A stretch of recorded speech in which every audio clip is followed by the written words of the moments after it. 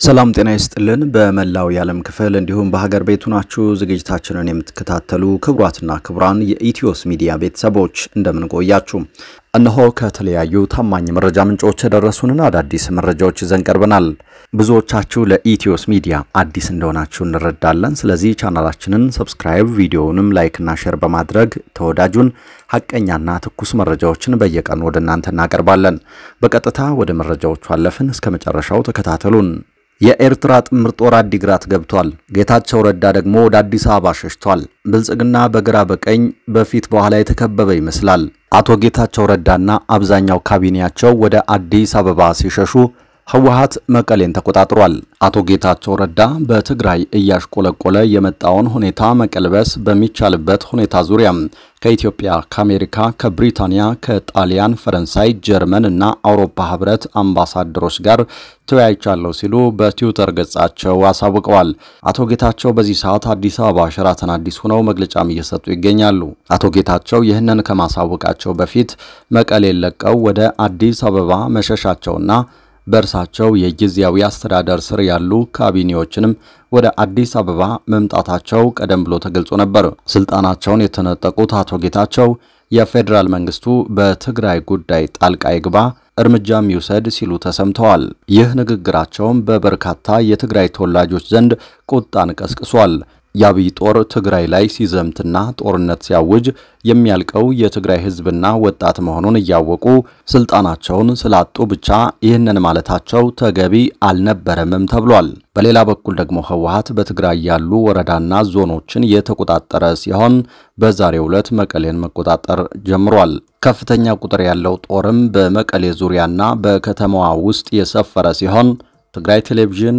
ድምጽ ወያኔ ሚዲያን እንዲሁም የመቀሌ ከንቲባ አስተዳደርን ማስተዳደር እንደሚጀምር ታውቋል በደቡባዊ ትግራይ አካባቢዎች ባሉ ወረዳና ከተሞችም የትግራይ ጦር እንቅስቃሴ ያደረገና የጊዜያዊ አስተዳደሩን ሰቦች ያነሳ መሆኑ ታውቋል አቶ ጌታቸው ረዳ ወደ አዲስ አበባ ጀነራል ጻድቃን ወደ አሜሪካ በሄዱበት ሁኔታ በየወረዳው ያለው የጊዜያዊ አስተዳደር አመራር ጦሩን የሚጋፈጥበት አቅምም ሆነ ምክንያት ማጣቱ እየተነገረ ነው ህወሓት በበኩሉ በትግራይ የጸጥታ ኃይሎች የተጀመረው ህገ መንግስታዊና የህግ የበላይነትን የማስከበር ንቅናቄ የፕሪቶሪያን የሰላም ሂደት ያከብራል እንጂ የሚጥስ አይደለም ሰራዊቱና አመራሩ የፕሪቶሪያ ስምምነትን በከፈሉት መስዋዕትነት ያመጡ ሲሆን አሁንም ለተግባራዊነቱ እየታገሉ ነው ብሏል የብሔራዊ ክህደት ኃይል የሆነው የጌታቸው ረዳ ቡድን በቀጥታም ሆነ በተዘዋዋሪ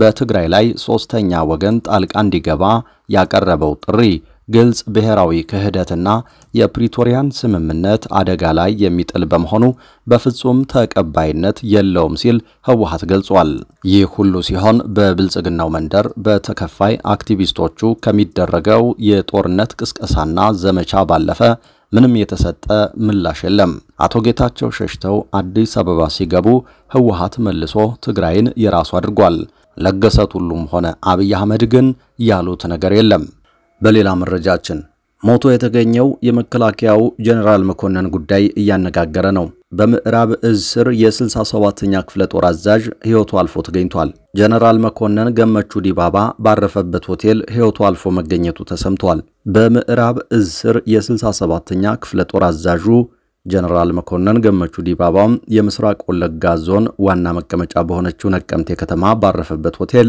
የካቲት 30 2017 ዓ.ም ለመጋቢት 1 አጥቢያ ሌሊት ህይወቱ አልፎ መገኘቱን ለማረጋገጥ ተችሏል በምዕራብ እዝ የ67ኛ ክፍለ ጦር አዛዡ ጀነራል መኮንን ገመቹ ዲባባ ክፍለ ጦሩ በሚንቀሳቀስበት በተለይ በምስራቅ ወለጋና በሆሮ ጉድሩ ወለጋ አካባቢዎች የአማራ ተወላጆችን በማንነታቸው ምክንያት ሲያፈናቅል ሲያሳድድ እንዲሁም የቀንድ ከብቶቻቸውን በወታደራዊ ኦራል ያስጫነ ወደ ገበያ በመውሰድ ሲሸጥ ነበር ተብሏል ጀነራል መኮንኑ በነቀምቴ ከተማ ውስጥ አርፎበት በነበረው በከተማዋ አንጋፋ በሆነው ደሳለኝ ሆቴል እሁድ ለሰኞ አጥቢያ ሌሊት ህይወቱ አልፎ የተገኘ ሲሆን የህልፈተ ህይወቱ ምክንያት በውል ባይታወቅም ነገር ግን ከህዝብ በተዘረፈ ሀብት ክፍፍል ምክንያት በክፍለ ጦሩ አመራሮች ዘንድ ከባድ የሆነ ግጭት ተቀስቅሶ መሰንበቱን ወታደራዊ የዜና ምንጮች ጠቁመዋል። ጀነራል መኮንኑ ከነ ብርሃኑ ጁላና ከነ ሽመልስ አብዲሳ ቀጥተኛ ትዕዛዝ በመቀበል በምስራቅ ወለጋ ዞን በጽጌና በመዳሎ በሳሲጋና በኡኬ በአባ ሙሳና ባንገርጉቴ በእንዶዴ ዲቾና በኪረሙ እንዲሁም በሆሮ ጉድሮ ወለጋ ደግሞ በቱሉ ጋናና በጉዲያቢ በጃርደጋ ጃርቴና ባሙሩ በአጋምሳና በዳልቾ የሚገኙ የአማራ ተወላጆችን በጅምላ ሲያሳድድና ንብረታቸውን ሲዘርፍ እንደነበር ነው የተነገረው። የ67ኛ ክፍለ ጦር አዛዥ በሆነው በዚህ ሰው ትዕዛዝ ሰጭነት በተለይ በቱሉ ጋና እና በአንገርጉትን እንዲሁም በኡኬና በመዳሎ ህዝብን ሊያነቁና ሊያደራጁ ይችላሉ ተብለው የተጠረጠሩ ከ300 በላይ የአማራ ተወላጆች የምስራቅ ወለጋ ዞን መቀመጫ በሆነችው ነቀምቴ ከተማ በሚገኘው የዞኑ ማረሚያ ቤቶች በእስር እየማቀቁ እንደሚገኙ ነው የተነገረው። ጀነራል መኮንኑ የካቲት 30 2017 ዓ.ም እሁድ ለሰኞ አጥቢያ ባረፈበት ደሳለኝ ሆቴል ህይወቱ አልፎ የተገኘ ሲሆን አስከሬኑ ለምርመራ ወደ አዲስ አበባ መላኩን የታወቀው። በተያዘ በትግራይ የሚንቀሳቀሱ ፓርቲዎች አፋጣኝ እርምጃ መውሰድ ያስፈልጋል በማለት መግለጫ አውጥተዋል። ፓርቲዎቹ በጦር በመታገዝ የሚደረግ የስልጣን ንጥቂያ ይቁም ሲሉም ባወጡት መግለጫ ላይ አካተዋል። መግለጫውን የሰጡት የትግራይ ነጻነት ፓርቲ ባይቶናና አረና ትግራይ በጋራ ባወጡት መግለጫ ነው። የህወሓት ካድሬ ጀነራሎችና አጋሮቻቸው በህገወጥ መንገድ ስልጣን ለመንጠቅ እየሞከሩ ባሉበት ወቅት የክልሉን ሰላምና መረጋጋት ወደ ቀውስ ውስጥ ከተውታል ብለዋል። የኤርትራን ጣልቃ ገብነትና የአካባቢውን ሰላምና መረጋጋት የሚጻረሩ የውጭ አካላት ሚናን ለመግታት አፋጣኝ እርምጃ መውሰድ ያስፈልጋል ሲሉም አክለዋል።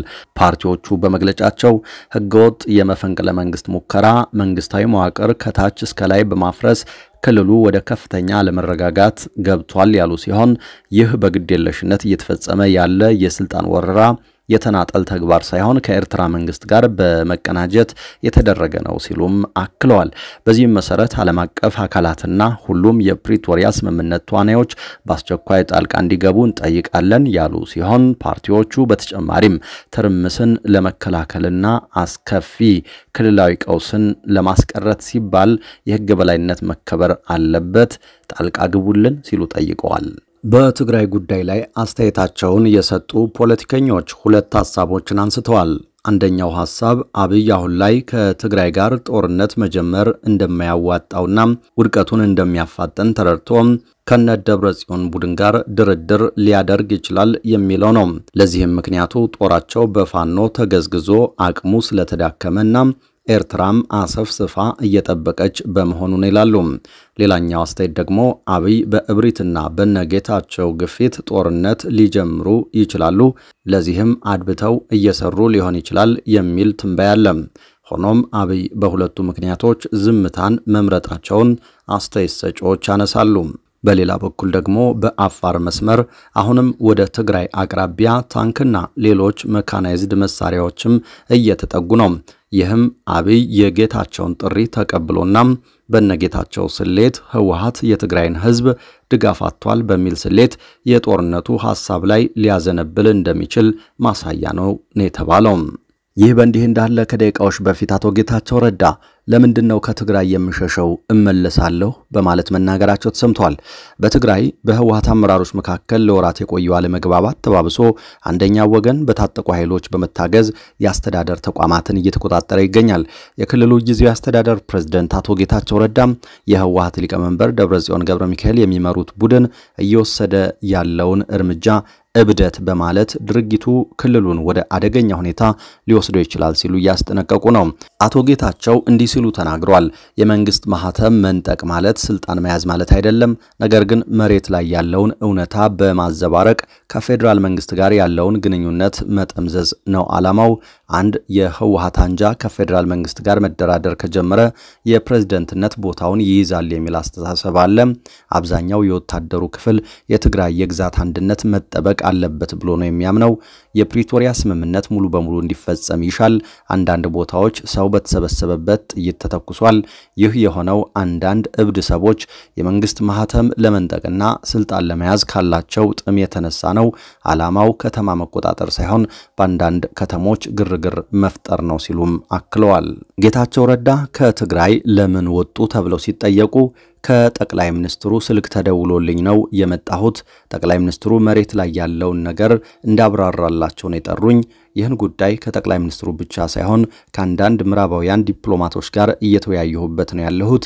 ከአውሮፓና ከዩናይትድ ስቴትስ አምባሳደሮችም ጋር አውርቻለሁ። እነዚህ ሰዎች ሁኔታውን እየተከታተሉት ይገኛሉ። የፕሪቶሪያ ስምምነት ተፈጻሚ እንዲሆንም እያገዙን ያሉ ዲፕሎማቶች ናቸው በማለት ተናግረዋል። የተወደዳችሁ አድማጭ ተመልካቾቻችን ለዚህ ሰዓት ያዝናቸው አዳዲስ መረጃዎቻችን እነዚህ ነበሩ። ኢትዮስ ሚዲያ በአመሻሽ ዝግጅቷ ሌሎች ጉዳዮችን ይዛ ተጠብቃችኋለች። እስከዛው ሰላም ጊዜ ተመኘን።